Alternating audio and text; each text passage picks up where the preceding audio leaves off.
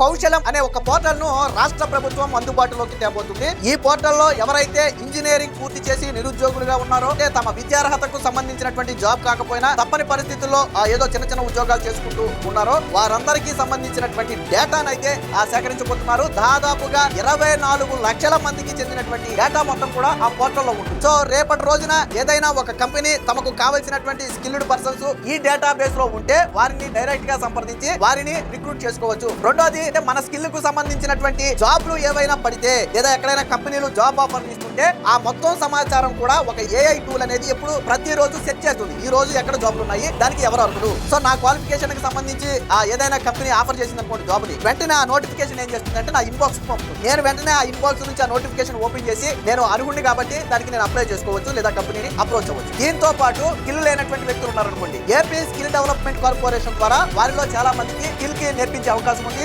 Engineering కాలేజీని కూడా ఈ పోర్టల్ కు అనుసంధానం చేయాలనే ఆలోచనతో కూడా ఉన్నారు. ఆ జాబ్లకు సంబంధించి కూటమి ప్రభుత్వం ఒక ప్రత్యేక ప్రణాళిక